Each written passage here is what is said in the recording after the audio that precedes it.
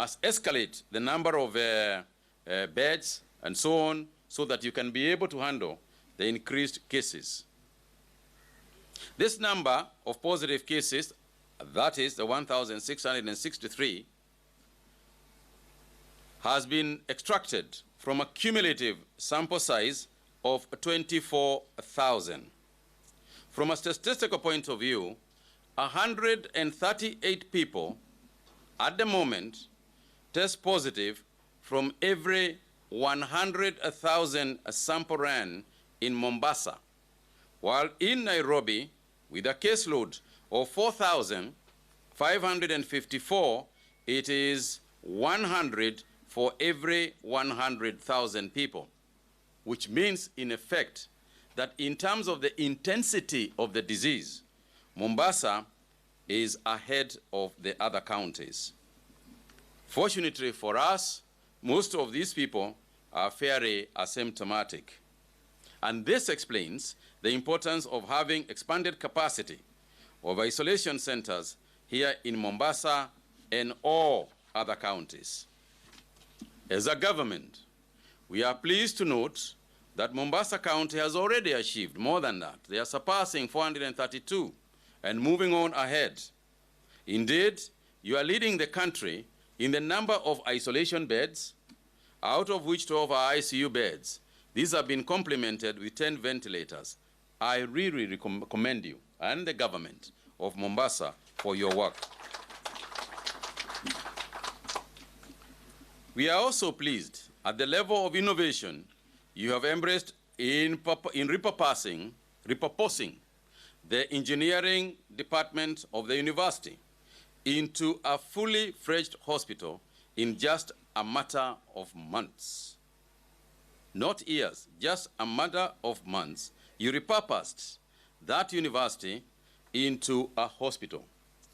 And the need to provide, and you also created a special unit for patients with mental illness, perhaps the only county in Kenya that has done so. Because this is a category of patients that is often forgotten, and yet we know that they require much more attention compared to the rest of the patients. This wholesome approach to the provision of healthcare, even in times of pandemics and natural disasters, must form the core basis of our focus, even as we implement the recently released report by the Task Force on Mental Health. Well, as our tradition, I would like to update you on our coronavirus picture, and in doing so, begin by thanking our frontline health workers and volunteers for shielding us from the ravages of this virus. We continue to be indebted to you for the daily risks you take to try and protect us and keep us safe. I'm also very pleased here today, having been told by Daktari, the CEO of this hospital. Daktari, where is Daktari? Oh, you are here. Daktari, fantastic work. You are doing an excellent job. And your passion comes through. You know, we spoke on the phone the other day. I can't remember what the issue was, but there was something, you know. It couldn't have been we are exchanging pleasantries. But the passion with which you manage this institution, the care you have clearly for your staff and for your patients comes through when you are talking. And that is something. Congratulations. Please keep up the good work. It is not therefore strange that the first thing that he told me is that he wanted me to meet some patients on this side who have recovered in this hospital from COVID-19. And I want to thank God for you and thank God for your families and hope that, Daktari, next time you come, we can have a whole tent of people who have recovered from COVID-19. Thank you for your good work. And thank you to all the doctors, nurses, laboratory people, and technicians who made it possible. God works through people. It is God who healed you through these doctors. Today, we have recorded the largest number of positive cases since we first started reporting. Out of a sample of 3,803 tested over the last 24 hours, 447 people have tested positive. This now pushes our cumulative number of positive cases to nearly 9,000, standing at 8,975. The total number of tested samples to date have now gone over the 200,000 figure to 200,311. And from today's positive cases, Mombasa has an additional 14. This should not make us afraid, neither should it make us complacent. What we know is that if we take the measures that the Ministry of Health has told everybody, then we know that in spite of the many numbers, we are still going to be safe. We should not be complacent, and on the contrary, it should stir the Mombasa people to a higher level of vigilance, even though you only have 14. As for the gender distribution, the amazing thing still continues to be that we men are much, much more affected by this disease than our female sisters, mothers, and grandmothers. Today, for example, out of the figure that I have said, 282 positive cases are men, while 167 are women. While by age, we have a one-year-old infant who was tested positive, and an 88-year-old also. And the infant cases that we have been experiencing explain to us maybe why women are much more careful, particularly young mothers, those who have got kids that are breastfeeding. It is absolutely critical that you take measures to protect infants. These measures include ensuring that you have got your mask on, particularly if you are not certain about your status. It also means discouraging visitors from coming to the homes. It means discouraging people from our usual tradition, where the village comes to greet a young infant. As soon as a young infant has arrived at home, we all know what we do. Kina mama wanajaa huko hiyo nyumba kumsalimia mgeni. Sisi tunaelewa hiyo ni Kiafrika. Lakini jameni, wakati huu wewe goja kidogo huyo mgeni apate nguvu kidogo, ndio sasa wewe uende ukatembee. Hata M-Pesa ni sawa.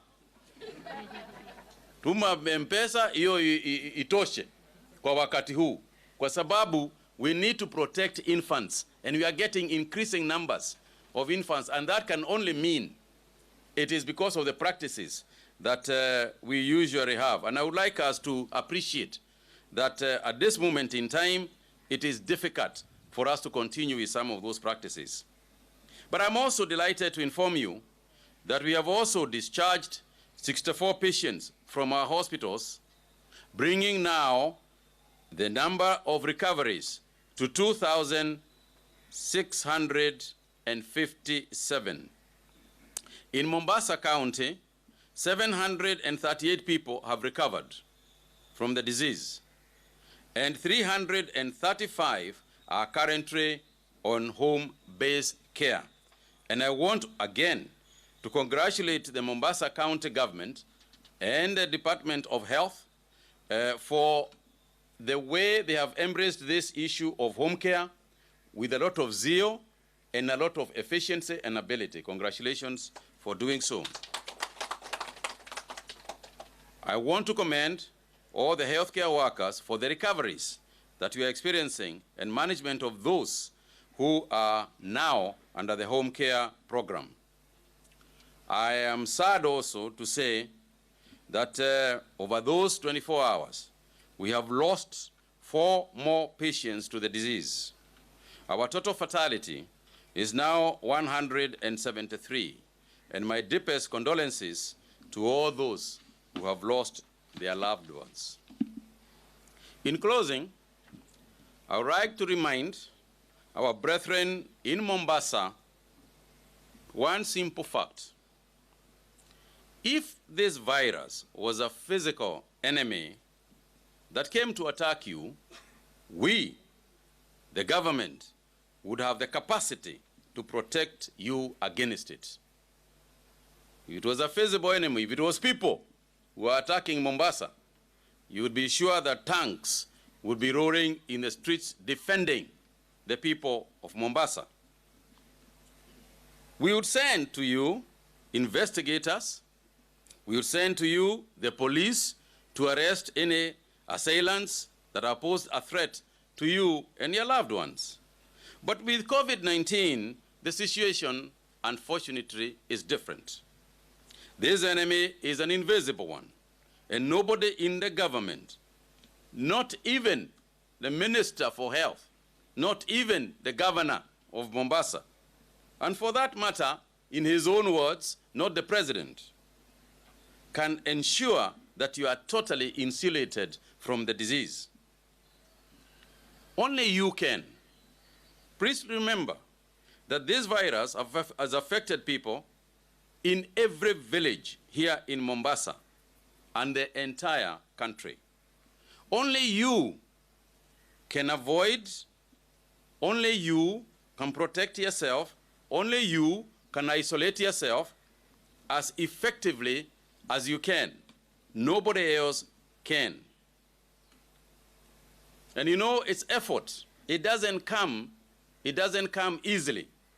It doesn't just happen. It happens because you have exerted yourself to make sure that it is done. Mtakasha mvunguni chati afanye nini? Chati ainame.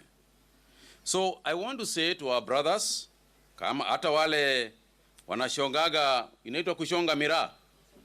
Inaitwa nini? Wajua sisi watu ambara pengine Kiswahili chetu si kile sanifu kabisa, lakini ile ni kushonga, sio?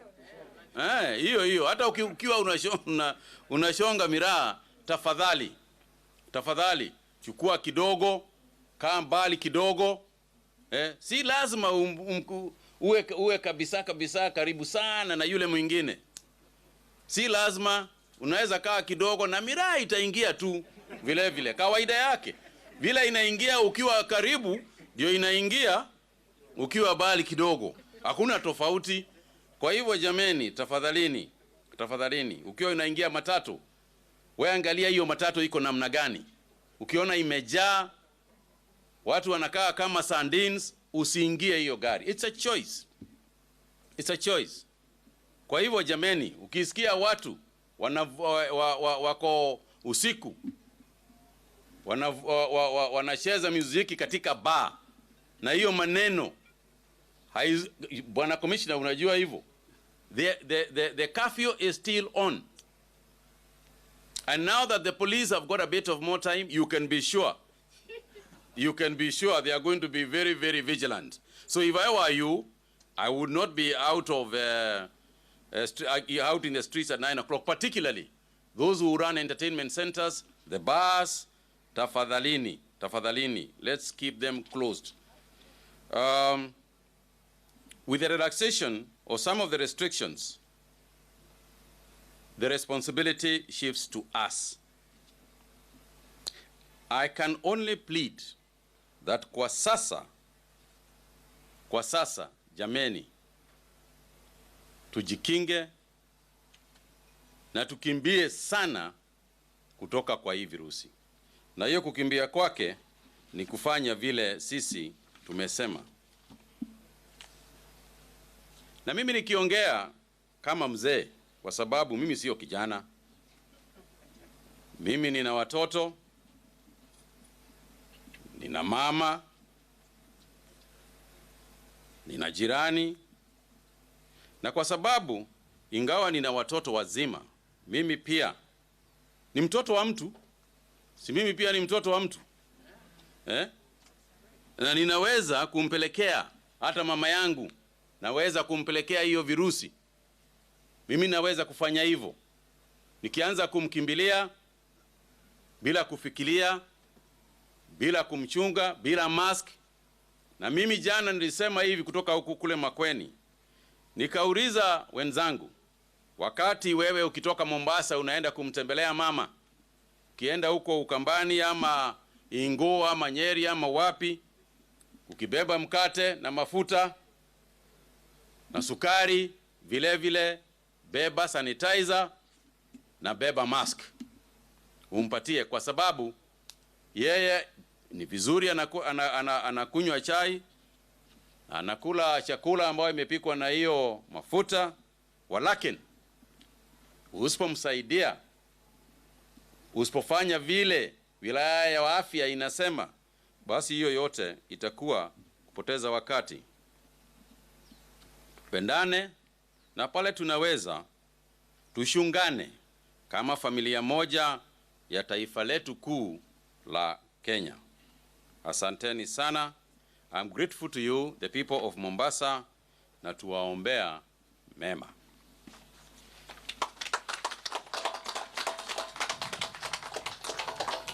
Thank you so much, Mheshimiwa Waziri.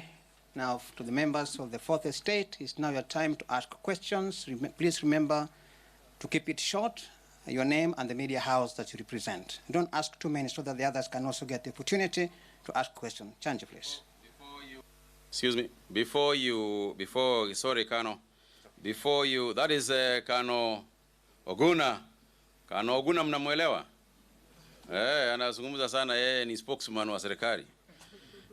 Kabla hujafanya hivyo Kano, I would like also to inform the Mombasa people. I did not come here alone from the ministry. I came with a couple of friends from the ministry. Wengine mnawasikia, wengine mnawaona kwa TV. Kwa hivyo ni vizuri wakiwa hapa niwaonyeshe. Huyu mnamjua, huyu mrefu kuliko mimi. Huyu ni Dr. Amoth, anawe the acting DG, Director General for Health nchi yetu ya Kenya. Huyu hapo karibu iko na Bwana Kilu. Bwana Kilu ndio mkubwa wa mambo ya laboratory. Wajua hii virusi ni lazima inapelekwa lab. Lazima inapelekwa lab. Hiyo sample yako ikishukuliwa, si unaweka kitu kwa kwa mapua. It's a nice thing, it's a good experience. You should. I don't want to discourage you. So yeah, hiyo kitu ufanye hiyo kitu, basi hiyo sample inapelekwa kwa Kilu, ndio anasema kama wewe uko positive ama uko negative, with a whole scientist that are led between him, Dr. Mamo na wale wengine. Alafu Nandiri, Dr. Nandiri ndio mkuu wa nurses katika hii nchi yetu ya Kenya. Vile vile mnajua Kas Mwangangi yuko hapo, Masi Mwangangi mnamuona kwa runinga, si ndio? Sasa iko hapa live. Haya, please proceed. My name is Tobias Chanje from KTN News. I have 3 questions that I'll ask within 30 seconds. My first question, the head of state suspended political gatherings for 30 days and even suspended learning up to next year. But currently we have some of the constituents and wards that are supposed to do their by-elections and have been in a limbo since February this year. What is their fate? Then my second question, we've seen in the social media what has been trending about Robert Burale, and I wanted to ask if this guy, because some of the Kenyans have been saying that this guy has been paid to act. So my question is he an imposter? Please, you can clear on that. Then my third question, why is it that Mombasa has the highest rate of fatality? Thank you. Okay. Please keep them short and few, not a whole shopping list, okay? Yes.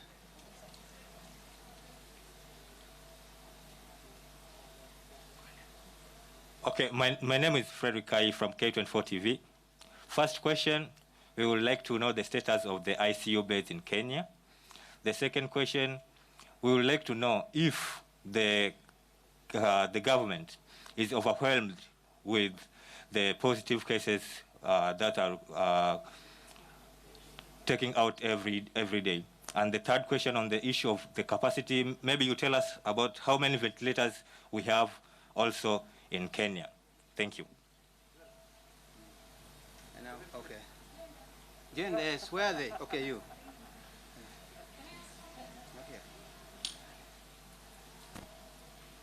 My name is Winnie Atieno from Daily Nation in Mombasa.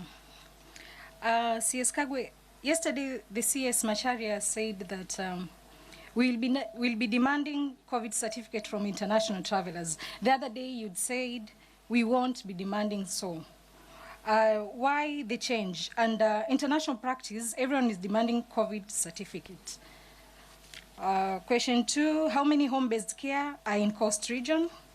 Question 3, why is Mombasa recording a drop in positive cases? The other day, the county government said they stopped mass testing. Why did they stop mass testing? Lastly, why did the government withdraw collection of samples from Kemfree? Thank you.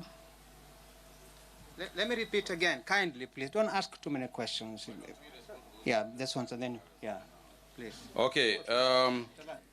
I'm going to ask my friends to respond to some of those issues. In fact, the one about Mombasa, the home-based care in the coast, the issues to do with Mombasa. See, the CEC, the deputy governor is here. The CEC for health is here. Why am I answering for them? They will answer for themselves. But as for political gatherings, we did indeed say that not just political gatherings, you know, because when you say political gathering, it suggests that other gatherings are around, you know, are cleared. No, they are not. Gatherings in general are a very serious infection sites, and we don't want that to happen. So the issue of by-elections, I think Kenyans are much more concerned about saving lives and securing their families than they are about by-elections, by and large. So at an appropriate time, in an appropriate way, it would be done. One of the things that has been done elsewhere is the use of technology, electronic voting and so on. It is being done elsewhere in the world. It is up to the board, the commission, the Electoral Commission, to determine how they would like to do that and if they want to institute electronic voting so that people do not gather. But as far as the Ministry of Health is concerned, we do not want to see gatherings, essentially because of the increased levels of transmission that would occur if that were to happen.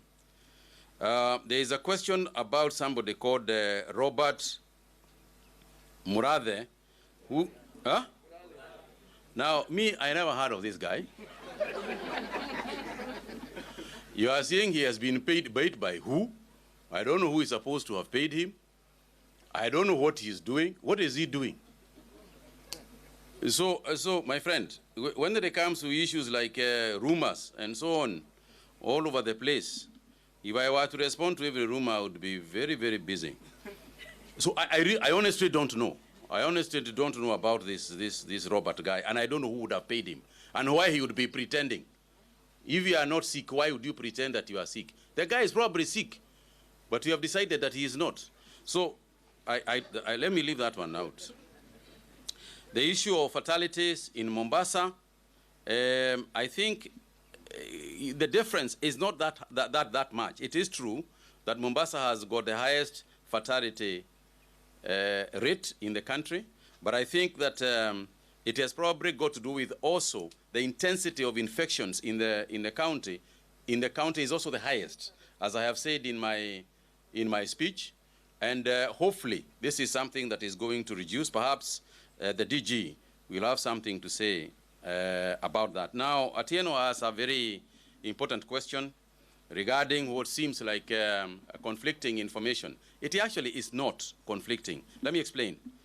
Yesterday, what happened is there was a meeting between the transport sector and the Ministry of Health to determine how we are going to open public transport, particularly following the cessation of movement in Nairobi, Mombasa, and other counties.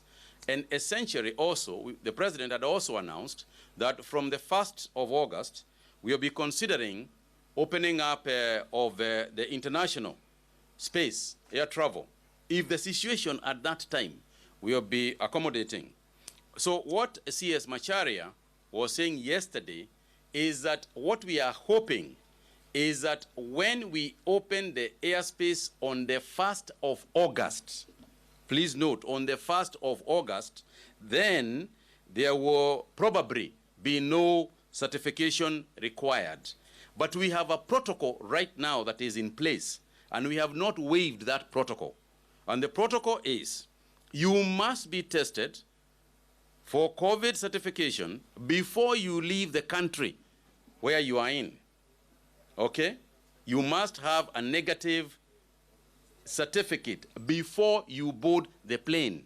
And in fact, the airlines have got a form from the Ministry of Health that individuals fill before they board that says you will be tested, and when you get to Nairobi, you will be quarantined. Whether it is individual, whether it is home, or whether it is institutional, that is the current protocol, and that protocol has not changed. What has changed, and what we hope, is that it is going to change by the time we open international airspace, because hopefully by then we'll either have found a way of ensuring that if you are negative tested, that sustains itself, but so far that is not the experience we have had. So I would like to clarify that, Atieno. I don't know whether I have, but I think that it is clear. That is what CS Macharia was talking about, and I had it myself, but somewhere along the line it was taken to mean it is immediate. It is not. It is from the 1st of August. On the issue of home-based care, again, I'll leave the Mombasa government to respond for itself. And as far as our ventilators and the ICU beds, I will leave that to Dr. Amoth, who I would also like to invite to speak a little bit about the home-based care and some of the protocols that we would like to see in place as it expands, because ultimately, that is what we are going to do. And as I do so, I also want to take this opportunity to appreciate that our institutions in the Ministry of Health have also been on board in assisting us to make sure that we manage the situation. You asked whether we think that with the positive cases, the government has been overwhelmed. No, we have not. And part of the reason why we have not been overwhelmed is because of the repurposing of our institutions. And today here with us is the CEO of KMTC and the chairman of KMTC, national chairman of KMTC, who have been here with us, who are with us even yesterday. We are utilizing Kenya medical training colleges for purposes of isolation, for purposes of quarantine, and they have been extremely useful in doing so. Thank you very, very much for your support. Doctor, you want to go first? Yes, maybe you go first. And okay. The issue of stopping of the testing, that is really not the case, because we do about between 400 and 500 tests every day, and we've been consistent since we started mass testing in Mombasa. So that is the case. There are centers in which the people of Mombasa who feel that they exhibit some symptoms can go to for testing.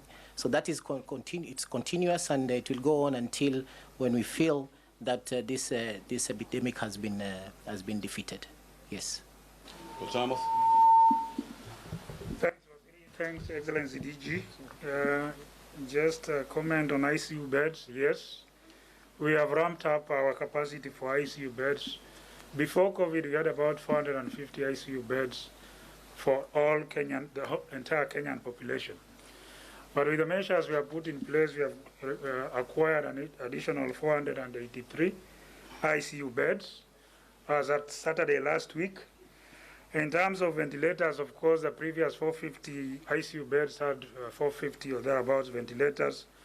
For ventilators, as of last week, we had 513, and yesterday, Waziri, you were gracious enough to give an additional 5 to Makueni, so we are hitting the 520 mark or thereabouts. But that notwithstanding, it's not a question of just machines. You also require human capital to be able to operate these machines. And also in terms of presentation of our cases, 90% of our cases are asymptomatic. And if you look at even those who are critical, as of today, we have 40 people in ICU. 20 of them are on ventilatory support and 20 on supplemental oxygen. So we are also putting a lot of emphasis on oxygen piping and cylinder oxygen for all facilities. And like yesterday in Makueni, we found an oxygen-generating facility that can not only serve the hospital, but also the surrounding counties. In terms of home-based care, yes, about 5-6 weeks ago, WHO gave guidelines on home-based care. This was premised on the fact that a sizable proportion of the patients with COVID-19 were actually asymptomatic and therefore did not require institutional care. So home-based care is basically care of somebody who is otherwise ill, but relatively stable in a home environment under the supervision of a trained healthcare worker. This is an intervention that we had deployed before during the HIV pandemic, and we did it successfully. Based on that, WHO advisory, our case management team looked at the guidelines from WHO and customized them to be able to fit our local situation. And I can highlight briefly what it entails for you to qualify for home-based care. One is that you must have a positive COVID-19 diagnosis based on a laboratory confirmation by PCR, polymerase chain reaction. Number two is that you must be asymptomatic. If you have a symptom, we'll take you to institutional care. Number three, you must not have any coexisting medical condition like diabetes, hypertension, cancer, or chronic lung or kidney disease, or any other chronic condition. Number four is that you must be able to have a room where you'll be able to stay during a base isolation period of 14 days. This room should be well ventilated, probably with a nice window where you can be able to stay throughout. You should have separate toilet and ablution facilities so that there's no risk of contamination of the rest of the family members. There must not be anybody in that family who is more than 60 years old or with a coexisting medical condition, like I've indicated. And then you must have a caregiver who can be able to check your temperature, who can be able to support you in cleaning, and who can be able to prepare your meals separate from the rest of the household in terms of the feeding, amongst many other measures that we put in place. So home-based care is not for everybody. It has to be used judiciously and cautiously. And that is why you saw the Mombasa numbers as at now, I think, 355. Based on this, we developed a module of training for community health volunteers, and we have trained more than 60,000 community health volunteers as a frontline healthcare workers to be able to administer home-based care. And so far, the people who have gone for home-based care have done very well. We have not had a mortality from home-based care, and I'm not aware of any referral from home-based care to institutional care for people who qualify for home-based care. So it is with this in mind that we developed the guidelines and also ensured that we had a Kiswahili version, and we are appealing to the counties to be able to have an abridged version of the ABC of home-based care in the local dialect so that we have ownership. But home-based care also requires a lot of citizen responsibility. If you are to go for home-based care, then you must agree to abide by the rules and conditions that are put by the healthcare workers. We have also put in place a monitoring and evaluation system to be able to give us data on how the patients are progressing and how we can be able to do this better.